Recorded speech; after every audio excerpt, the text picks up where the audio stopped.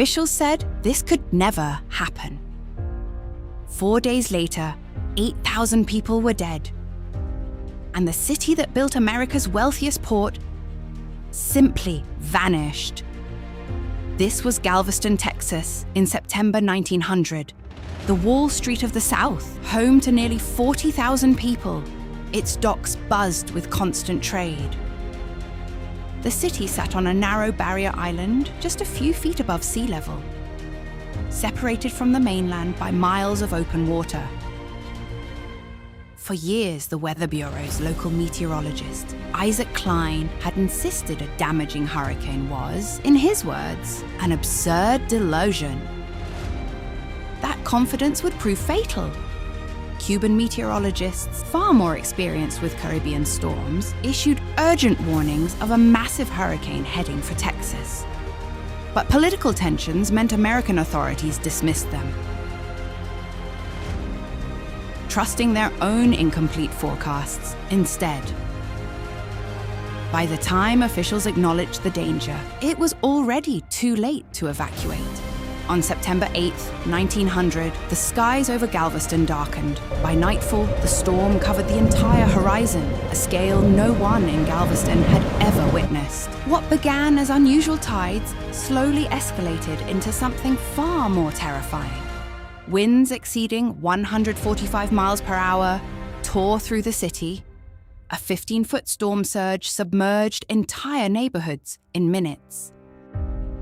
Because the island sat barely above sea level, there was nowhere for the water to go and nowhere for people to run. Buildings that stood for decades were reduced to splinters within hours.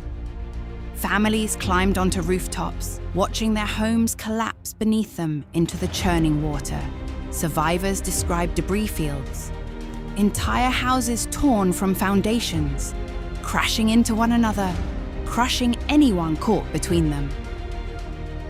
Isaac Klein, the man who once called this danger a delusion, lost his own pregnant wife that night, her body found days later beneath the wreckage of their home. The storm showed no mercy to anyone. When the water finally receded, what remained of Galveston was almost unrecognizable. More than 8,000 people were dead. Some estimates suggest as many as 12,000. It remains to this day the deadliest natural disaster in United States history. Entire city blocks had simply ceased to exist. Survivors spent weeks recovering bodies from the wreckage. There was no way to bury so many in time.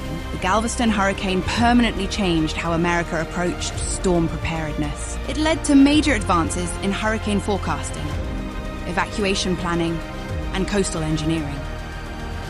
A massive seawall was built around Galveston, standing to this day, designed specifically to ensure such devastation could never happen again.